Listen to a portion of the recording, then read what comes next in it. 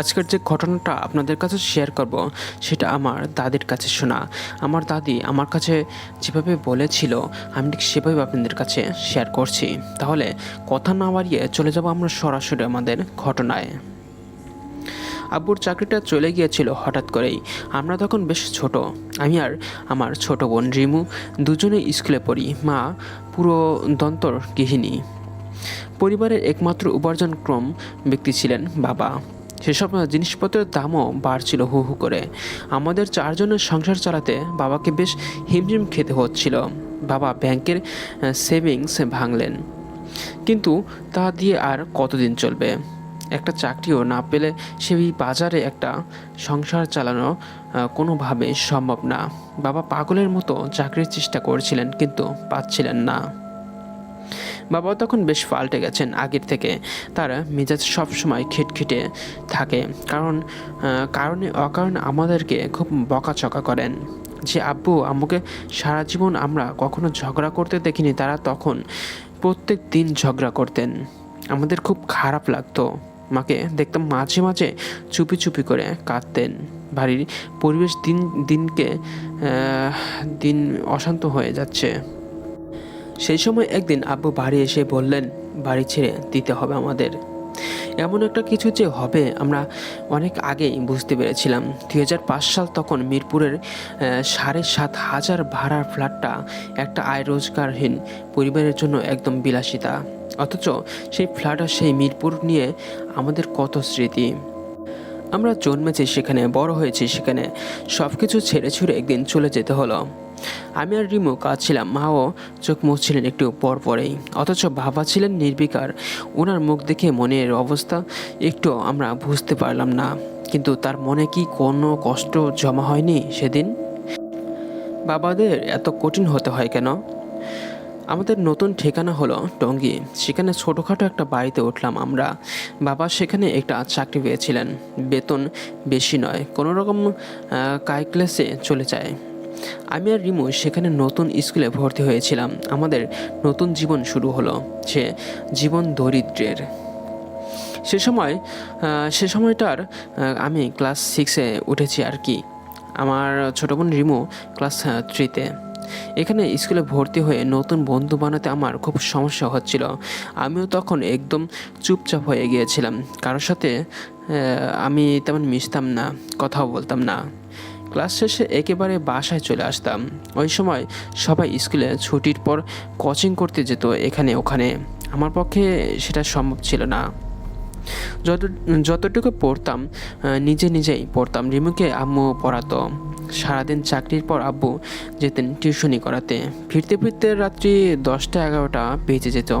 আমাদের দিনগুলো এভাবেই কেটে যাচ্ছিল। এর মধ্যেই একটা ভয়ের ব্যাপার শুরু হলো। রিমু কাকে যেন দেখতে পাচ্ছিল বাড়িতে। আমাদের বাড়িটা ছিল 2 রুমের। আমরা আসার আগে এই বাড়িতে অনেক দিন খালি পড়েছিল। কেন কে জানে। আশেপাশের ভাড়াটিয়ারা বলতেন ওই বাড়ির আগেই ভাড়াটিয়া নাকি অনেক উল্টোপাল্টা জিনিস দেখতেন, তাই বাড়ি ছেড়ে চলে যান। এরপর কোনো ভাড়াটিয়া সহজে উঠতে চাইতেন না এ বাসায়। বাড়িওয়ালা ভাড়া কমিয়েও এই বাড়ি ভাড়া দিতে পারছিলেন না। ব্যাপারটা হয়তো সত্যি, কারণ আশপাশের সব বাসার চেয়ে আমাদের বাসার ভাড়া কম ছিল। এসব শোনার পর আম্মা একদিন বলেছিলেন আব্বুকে বাসায় মিলাদ পড়িয়ে রাখতে। আব্বু উত্তর দিয়েছিলেন সময় নেই। সময় আসলেও ছিল না। আব্বু সারাদিন তো ব্যস্ততার মধ্যে থাকতেন। শুক্রবার দিনটাকেও তাকে বাড়ির বাইরে থাকতে হতো। তবে আরও একটা কারণ ছিল, মিলাদ না পড়ানোর টাকা ছিল না। সংসারের সব খরচ তখন পাই টু পাই হিসেব করে করা হতো। মিলাদের জন্য টাকা বরাদ্দ করা সম্ভব হয়নি। এরপর কিছুদিন পরেই আমাদের বাসায় সেই অদ্ভুত ঘটনা ঘটা শুরু হয়। প্রথম যেদিন ঘটনাটা ঘটল সেদিন ছিল মঙ্গলবার। পরদিন স্কুল, তাই তাড়াতাড়ি ঘুমিয়ে পড়েছিলাম। ঘুম ভাঙল মাঝরাতে। দেখলাম আমার পাশে রিমু নেই। আমাদের বাসায় 2টো রুম ছিল। এক রুমে আমি আর রিমু, আর এক রুমে আব্বু আম্মু থাকতেন। রিমু ছিল খুব ভীতু স্বভাবের। রাতে বাথরুমে লাগলেও সে আমাকে উঠিয়ে সঙ্গে করে নিয়ে যেত। ওকে বিছানা না দেখে তাই একটু খটকা লাগলো। আমি রুমের বাইরে বেরোলাম ওকে খুঁজতে। আমাদের রুমের বাইরে ছোট একটা জায়গা, এটাকেই আমরা ড্রয়িং রুম বানিয়েছিলাম। রুম থেকে বের হয়ে দেখি রিমু ওখানে চুপচাপ হাঁটু গেড়ে বসে আছে, ওর দৃষ্টি ঘরের অন্ধকারের কোণটার দিকে। আমি ওর সামনে গিয়ে ফিসফিস করে বললাম, রিমু, ওদিকে তাকে কি দেখছিস? রিমু আমাকে দেখে ভয়ে কাঁদো কাঁদো হয়ে বলল, ভাইয়া ভাইয়া, ওখানে কে যেন আছে। আমি অন্ধকার কোণটার দিকে তাকালাম, কেন জানি না ঘরের অন্ধকার কোণ থেকেও জায়গাটা আরও বেশি অন্ধকার লাগছিল। রিমুর বলার ধরনটাও এমন ছিল যে আমি খুব ভয় পেয়ে গেলাম। ভয়ে চিৎকার করে ডাকলাম আব্বু আর আম্মুকে। আব্বু রুম থেকে বেরিয়ে রাগী গলায় বললেন, কি হয়েছে? আমি তখন বললাম, রিমু এখানে যেন কাকে দেখতে পেয়েছে। আব্বু প্রচণ্ড জোরে একটা ধমক দিয়ে বললেন, রাতে উঠে ফাজলামি শুরু করছিস না? যা, এখনই ঘুমোতে যা। আমরা আর রিমু একটা কথাও না বলে ঘুমোতে চলে গেলাম। সকালে উঠে দেখি রিমুকে জিজ্ঞেস করলাম আমি, তুই এখানে কি দেখেছিলি রাতে? রিমু আমাকে অবাক করে দিয়ে বলল, মনে নাই। রিমু খুব ভালো ছাত্রী ছিল। আগের স্কুলে মোটামুটি 1 থেকে 3-এর মধ্যে ওর রোল থাকতো। নতুন স্কুলে প্রথম সাময়িক পরীক্ষা দিয়ে ও টিচারদের নজরে পড়ে গিয়েছিল। ও পড়ালেখায় আমার চাইতে খুব মনোযোগী ছিল। আমি পড়ার মাঝে হাবিজাবি জিনিস চিন্তা করলেও ওকে দেখতাম এক মনে পড়তে। আমরা একসাথে পড়তাম। একদিন পড়তে পড়তে দেখি ও পড়াও থামিয়ে দরজার দিকে তাকিয়ে আছে। আমি বললাম, কি হয়েছে? ও বলল তখন ওখানে এক মহিলা দাঁড়িয়ে ডাকছিল। আমি একটু অবাক হলাম, কাউকে তো দেখিনি, নাকি হাবিজাবি চিন্তার মাঝেই কেউ আসছিল খেয়াল করিনি। মা আমাদের নাস্তা নিয়ে ঘরে এলেন। আমি জিজ্ঞেস করলাম, মা, কেউ এসেছিলেন? মা তখন বললেন, হ্যাঁ, তোর শাইলান্টি এসেছিল। শাইলান্টি আমাদের পাশের বাসায় থাকেন, রিমু তো ওনাকে চেনেন। তাহলে কেবল মহিলা বলল কেন? সেই রাতে কেমন হাসির শব্দে আমার ঘুম ভেঙে যায়। দেখি রিমু ঘুমের মধ্যে হাসছে। চারদিকটা নীরব, নিস্তব্ধ, অন্ধকার। এর মাঝেও একটা বাচ্চার হাসি যে কি পরিমাণ ভয়ঙ্কর হতে পারে আমি বোঝাতে পারবো না। রিমু আগে কখনো এমন করেনি। তাড়াতাড়ি ওকে ঘুম থেকে জাগিয়ে বললাম, তুই হাসছিস কেন? হ্যাঁ, কি হয়েছে তোর? ওর ঘুম পুরোপুরি কাটেনি। ঘুম জড়ানো গলায় বলল, উনি অনেক মজার গল্প বলেছে। উনি কে? রিমু জবাব দিল না। ওর হাসি থেমে গেছে, ঘুমে তলিয়ে গেছে সে। আমার খুব অদ্ভুত লাগছিল ব্যাপারগুলো। একদিন মাকে বললাম সব কথা। মা কথাগুলো পাত্তা না দিয়ে বলল, বাচ্চারা ওরকম করেই। আমি মাকে বোঝাতে পারলাম না, রিমু আগে কখনো এমন করেনি, ইদানিং কেবল এই ব্যাপারগুলোই হচ্ছে। কিছুদিন পর আম্মু এক রাতে ঘুম থেকে উঠছেন। বাথরুমে সেরে এসে পানি খাবার সময় তিনি টের পেলেন আমাদের রুম থেকে ফিসফিস করে কথা বলার আওয়াজ। তখন রাত 2টো বাজে। আম্মু ভাবলেন আমরা দুজন রাত জেগে গল্প করছি। বেশ রাগ নিয়েই তিনি আমাদের রুমে এলেন আমাদের বকতে। আমাদের পুরো বাড়িতে শুধু ড্রয়িং রুমেই একটা ডিম লাইট জ্বলছে। তার আবছা আলো বাদে পুরো বাড়িটা আর কোনো আলো ছিল না আমাদের। ডিম লাইটের সেই আবছা আলোয় তিনি দেখলেন রিমু বিছানার ওপর বসে জানালার দিকে তাকে কারো সাথে কথা বলছে। আম্মু বেশ ভড়কে গেলেন, চিৎকার করে বললেন, এই রিমু, এই তুই তুই কি করছিস? রিমু জানালা থেকে চোখ সরিয়ে আম্মুর দিকে তাকালো। ওকে দেখে মনে হলো কেমন ঘোরের মধ্যে আছে।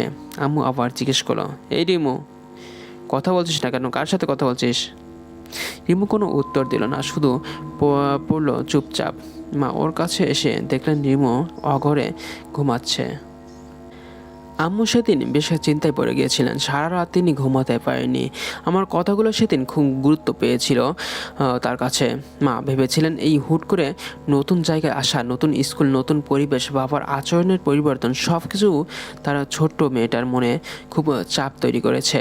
এই চাপ মেয়েটা নিতে পারছে না, তাই এমন অস্বাভাবিক কাজ করা শুরু করেছে। তিনি ঠিক করলেন এই ব্যাপারে বাবার সাথে পরদিনেই কথা বলবেন। এই ব্যাপারগুলো এমন হেলায় ছেড়ে দেওয়া যায় না। কিন্তু মা একটা জিনিস সে বুঝতে পারেননি, সে রাতে শুধু রিমু না, আমিও জেগেছিলাম। রিমুর কথা শুনে আমার ঘুম ভেঙে গিয়েছিল। রিমু কথা বলছিল জানালার দিকে তাকিয়ে, তাই আমার চোখও চলে গিয়েছিল জানালার দিকে। মা ওটাকে জানালায় দেখতে পাননি, কিন্তু আমি দেখেছিলাম। আমাদের বাড়িটা 3 তলার উপর। জানালার ওপাশ থেকে কেউ মুখ দেখাতে চাইলে তাকে নিচের তলায় জানালার সানসেটের উপর দাঁড়াতে হয়, কিন্তু আমাদের নিচের তলার জানালার কোনো সানসেট ছিল না। সুতরাং কাউকে যদি আমাদের জানালার ওপাশে দাঁড়াতে হয়, তবে তাকে দাঁড়াতে হবে শূন্যের ওপর, বাতাসে ভাসতে ভাসতে, যেটা একদমই অসম্ভব। অথচ সেই নিস্তব্ধ অন্ধকার রাতে আমি একটা মুখ দেখতে পেয়েছিলাম জানালার ওপাশে। ভীষণ ভয়ঙ্কর একটা মুখ, ভীষণ। মা পরদিন বাবাকে রিমুর কথা বলতে পারলেন না। বাবা শুনতেই চাইলেন না, কেবল চিৎকার করে বলতে লাগলেন, তাহলে তুমি বলতে চাও আমার মেয়ে পাগল নাকি? মাও ভীষণ রেগে গিয়ে বললেন, তা তা বলবো কেন? আমি বলতে চাইছি রিমু আমাদের এখানকার অবস্থা সহ্য করতে পারছে না। ওকে আমাদের দুজনেই সাপোর্ট দেওয়া দরকার। কিসের সাপোর্ট? সোজা কথাই বলো। আমাদের টাকা পয়সা নাই দেখে তোমাদের খুব কষ্ট হচ্ছে। বাবার ইনকাম যে কমে গেছে, এই নিয়ে বাবা প্রচণ্ড ইনসিকিউরিটিতে ভুগতেন। কেউ তার মন মতো কথা না বললে বাবা ভাবতেন তার ইনকাম নিয়ে খোঁটা দেওয়া হচ্ছে। আমরা সেজন্য বাবার সাথে কথা বলার সময় বেশ হিসেব করেই বলতাম।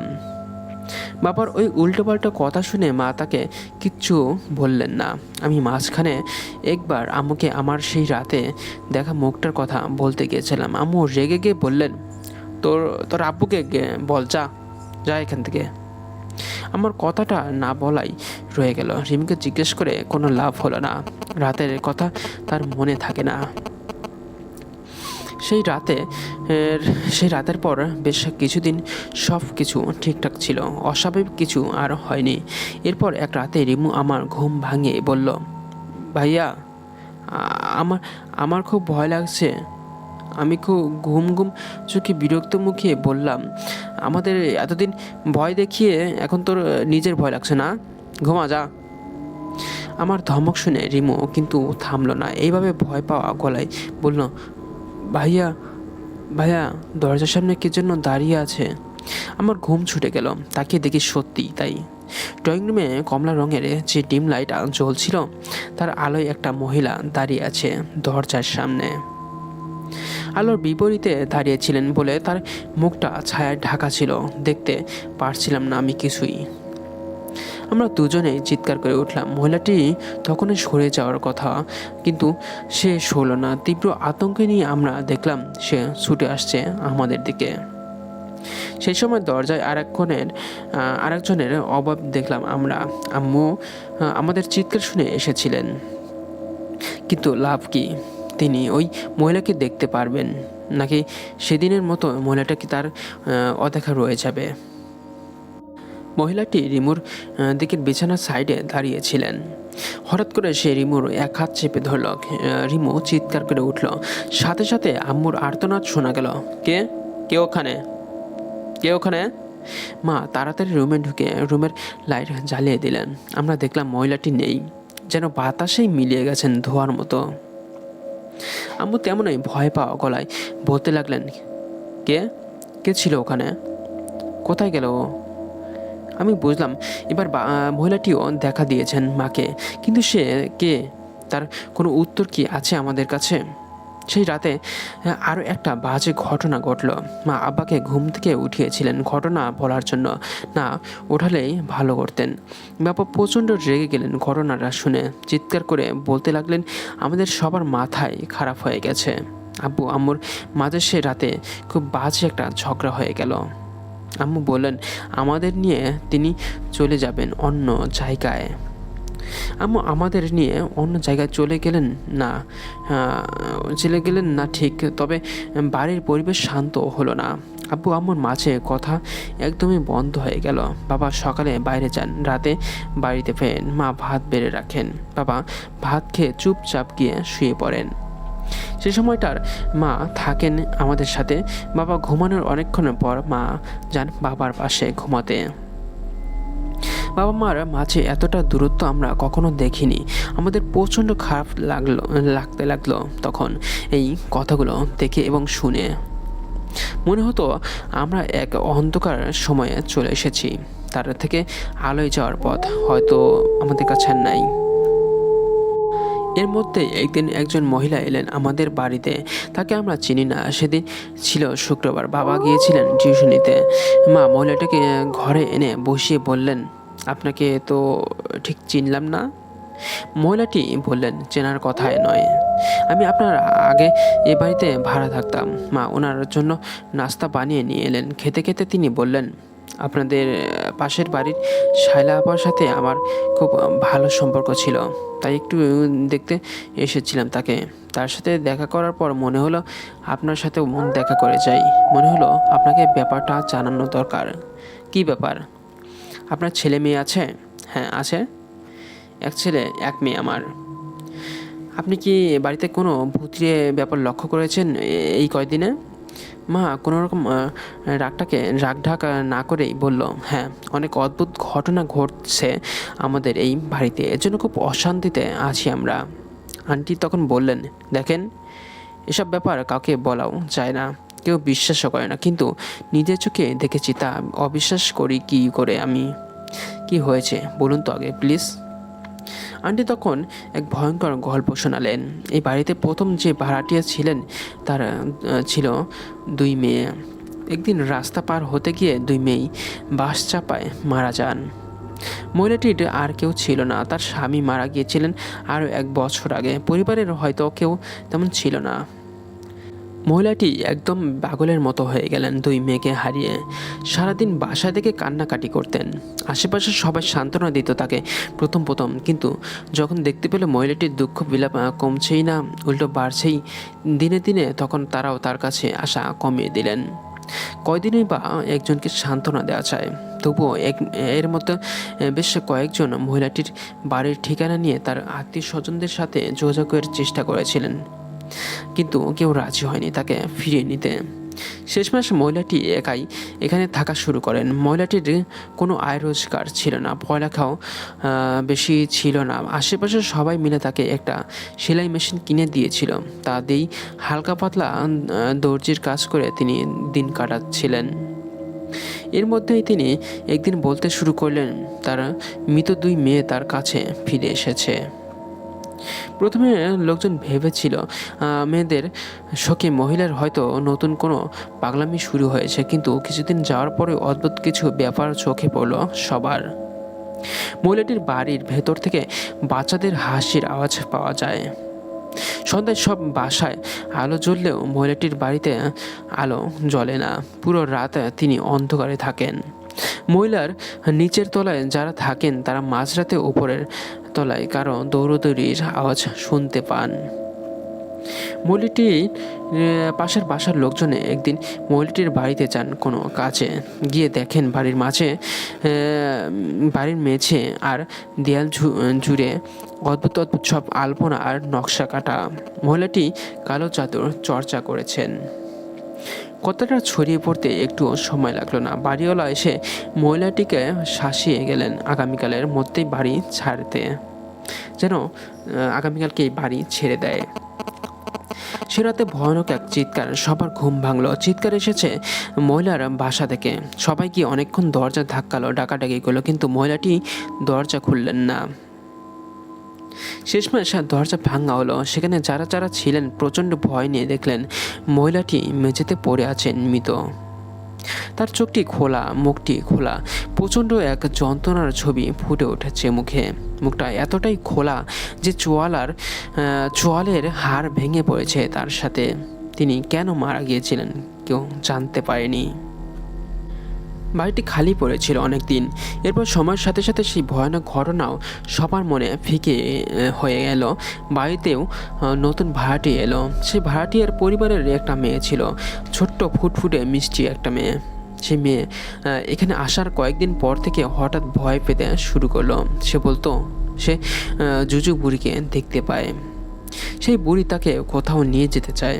তার বাবা মা মেয়ের কথা প্রথমে গুরুত্ব দিতেন না। ভাবতো ছোট্ট মানুষ হয়তো নিজের বানানো কোনো অদ্ভুত গল্প বলছে।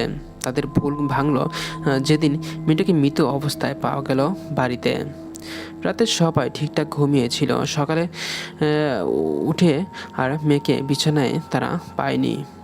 খুঁজতে খুঁজতে এই ড্রয়িংয়ের মেয়েটাকেই ওরা দেখতে পায়। মেয়েটা ওই কোণটার দিকে তাকিয়ে মেঝেতে পড়েছিল। যতক্ষণ ওর বাবা মা ওকে দেখতে পায় ততক্ষণ সব শেষ। আন্টির গল্পের অংশটুকু শুনে আমি খুব ভয় পেয়েছিলাম। আমাদের ড্রয়িংয়ের যে কোণটার কথা আন্টি বললেন সেটাকে আমি খুব ভালো করে চিনি। প্রথম রাতে কোণটাতেই কাউকে দেখতে পেয়ে খুব ভয় পেয়েছিল। আব্বু যদি একটা দিনের জন্য আগের মতো হয়ে যেতেন, আগের মতো সেই খোলামেলা হাসি খুশি মানুষটা, তবে হয়তো আমাদের এই পরিস্থিতিটুকু এতটা ঘোলাটে হয়ে উঠতো না।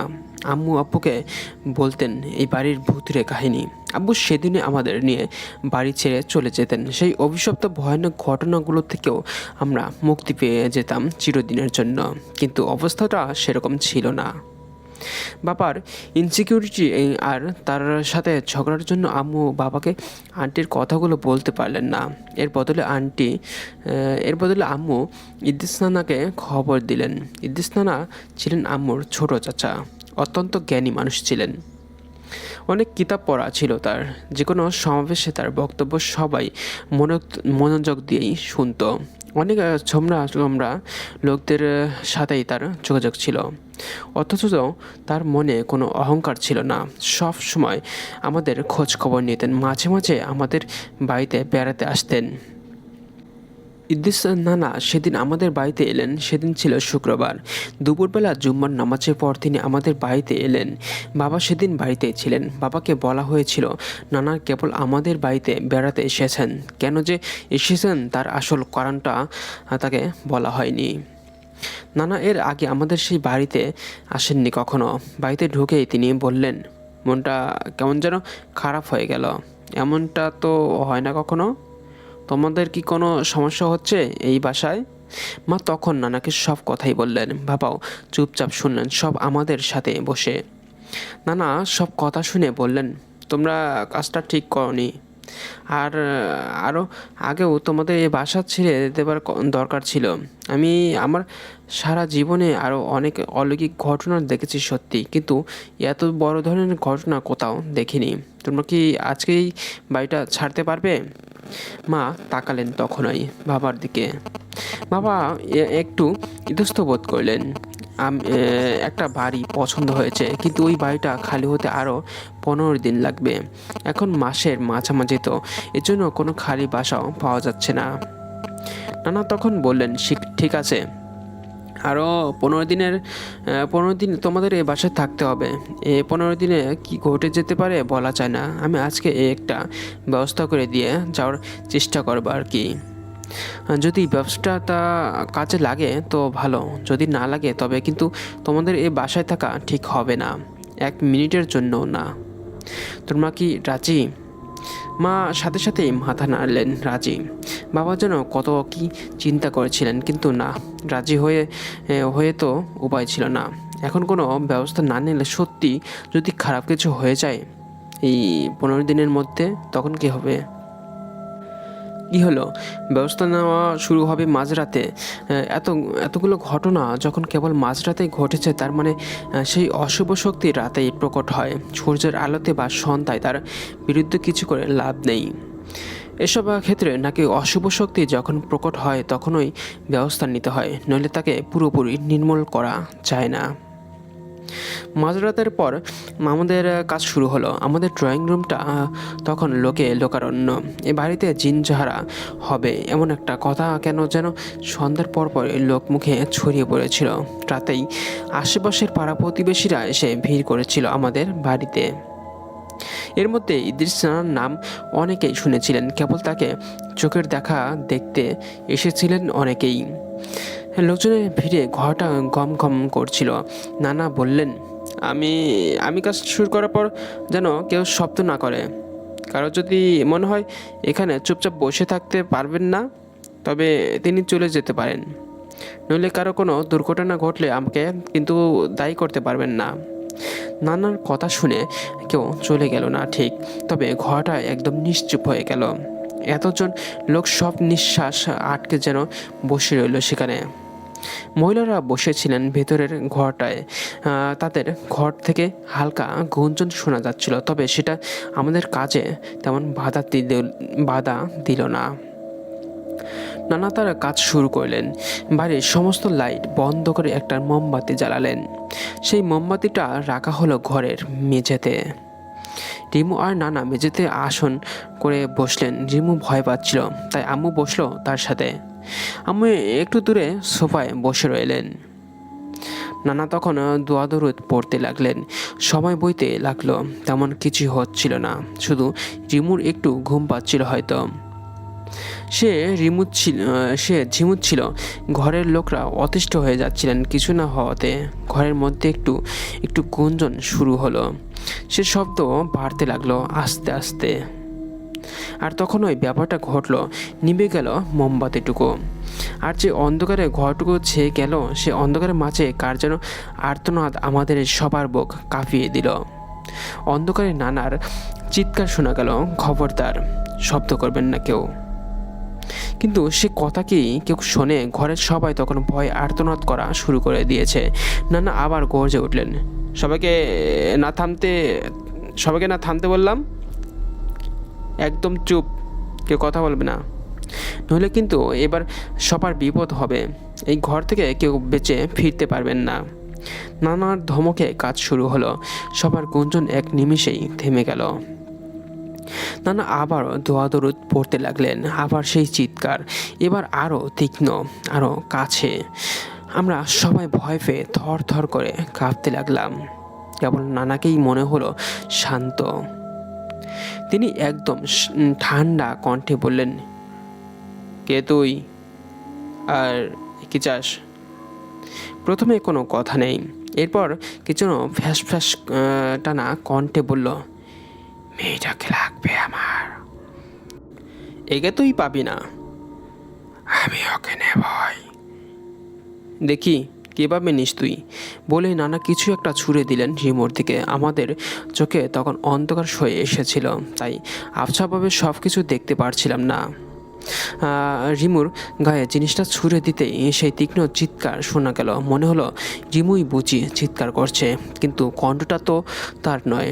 হঠাৎই রিমু উঠে ছুটে গেল নানার দিকে। দুটো হাত উঠিয়ে চেপে ধরলো নানার গলা। দুজন মানুষ দুদিক থেকে টেনেও রিমুকে সরাতে পারছিল না। নানা আবার জিনিসটা ছুঁড়ে দিলেন রিমুর দিকে। রিমু ছিটকে দূরে সরে গেল। এবার রিমুর শক্তিও যেন কমে এসেছে। চুপচাপ বসে কেমন যেন ঝিমুতে লাগলো সে। নানা আবার চিৎকার করে বললেন, তুই তুই ওকে কিছুতেই নিতে পারবি না, ঠিক আছে? চলে যা এখান থেকে, এখনই চলে যা। আরও কি কথা বলতে লাগলেন নানা, আমার কানে গেল না। মানুষজন আবার ফিসফিস করা শুরু করেছে। একসময় দেখলাম রিমু ঘুমে ঢলে পড়ল। নানা বললেন, লাইটটা জ্বালাও, এবার ঘর বন্ধ করতে হবে। লাইট জ্বালানো হলো। নানা ঘুরে ঘুরে বাড়ির প্রতিটা কোনায় গিয়ে দোয়া পড়তে লাগলেন। শেষ কোনাটুকুতে দোয়া পড়ে তিনি সোফায় এসে বসলেন। হাসি মুখে বললেন, আর কোনো ভয় নেই। সবার জন্য ঘাম দিয়ে জ্বর ঝাড়ল। ঘরে একটা দম বন্ধ পরিবেশ হয়ে পড়েছিল। সে পরিবেশটা কেটে গেল খুব দ্রুতই। মানুষজন আবার কথা বলা, হাসাহাসি শুরু করলো। রিমু তখন ঘুমিয়ে পড়েছিল। নানা মাকে বললেন, ওকে ওকে ভেতর করে নিয়ে শুয়ে দিতে। ওর উপর বেশ ধকল গেছে, এখন যাতে লম্বা একটা ঘুম দেয়, ওকে যেন কেউ বিরক্ত না করে। মা রিমুকে ভিতরে ঘরে নিয়ে শুয়ে দিয়ে তখন আসলেন। লোকজন এবার নানার কাছে ভিড় করলো।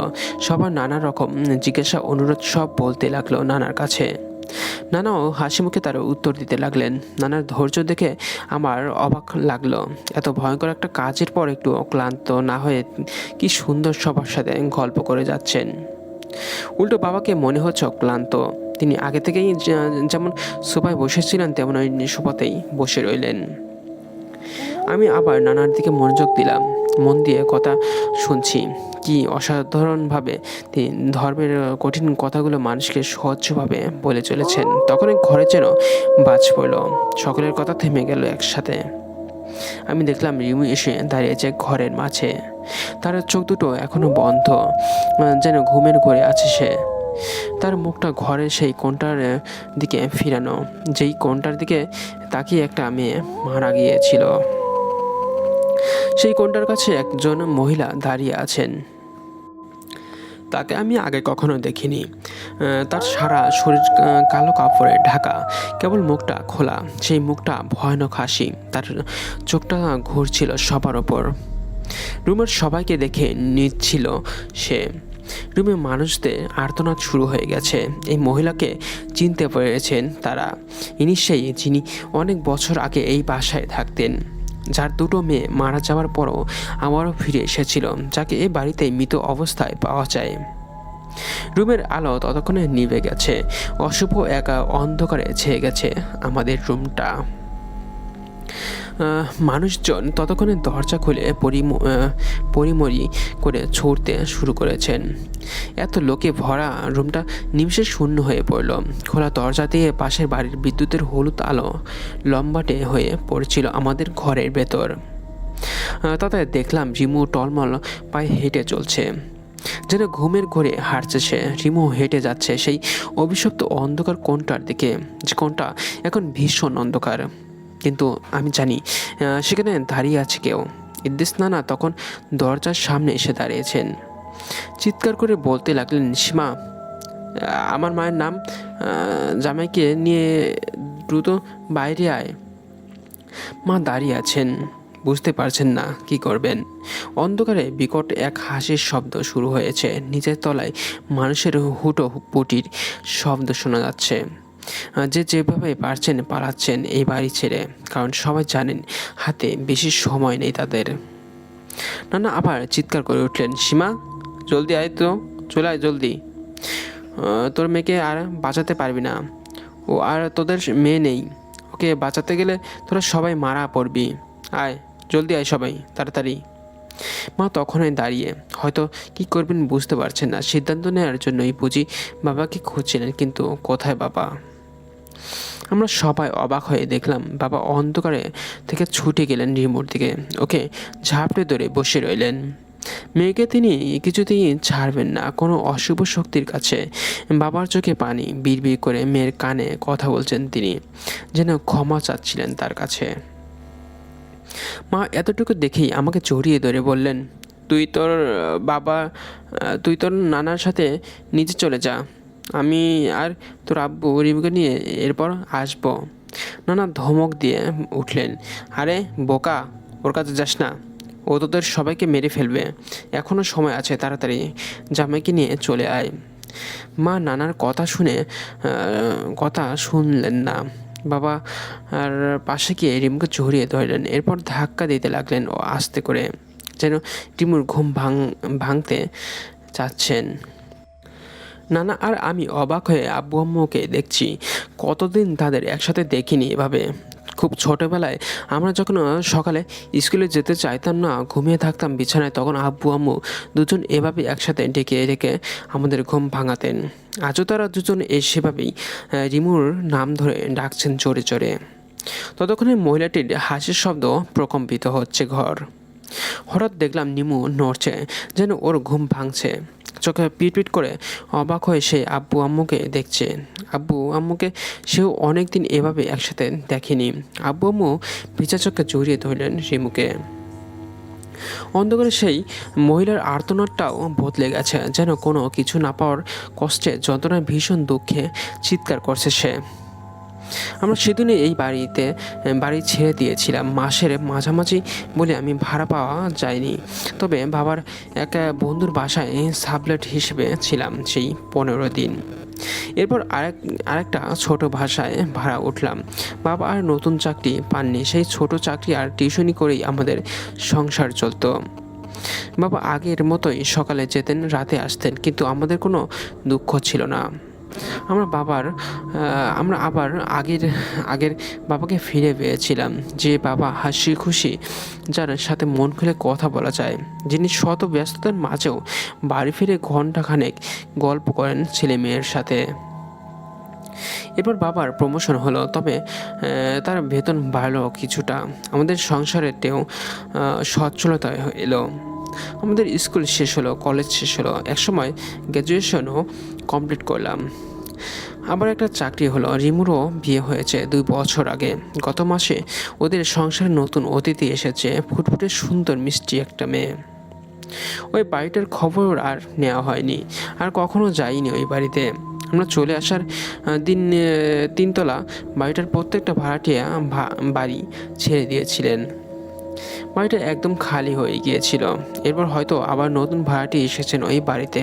সময়ের সাথে সাথে তো সবাই সব কিছু ভুলে যায়। ওই বাড়িতে যে কি সব ভয়ঙ্কর ঘটনা ঘটেছিল হয়তো মনেই নেই কারো। তবে কিছুদিন আগেই ফেসবুকে একটা ঘটনা পড়লাম, একটা 3তলা বাড়ির গল্প। বাড়িটা টঙ্গীতে। বাড়িটার প্রত্যেকটা ঘরে ভাড়াটিয়া থাকেন, শুধু একটা ঘর বাদে। সেই ঘরটি তালাবদ্ধ হয়ে পড়ে আছে অনেক দিন। তবে অনেক সময় মাঝরাতে যখন চারদিকে নিস্তব্ধ হয়ে যায়, তখন সেই ঘর থেকে নাকি কোনো এক মহিলার আর্তনাদ শোনা যায়। কারো যেন কারো যেন পায়ের আওয়াজ শোনা যায় ওখান থেকে, সেই শূন্য ঘরটা থেকে। কেন কেউ জানে না। তো বন্ধুরা, আমার এই ঘটনাটা আজকে এই পর্যন্তই। আমার এই ঘটনাটা কেমন লাগছে তা অবশ্যই আমার কমেন্ট বক্সে জানাবেন, কারণ আপনার প্রতিটি কমেন্ট আমাকে নতুন নতুন ভয়ঙ্কর ঘটনা বলতে উৎসাহিত করবে। আর আপনি যদি আমার চ্যানেলে নতুন হয়ে থাকেন তাহলে অবশ্যই সাবস্ক্রাইব করে সবসময় আমার সাথেই থাকুন।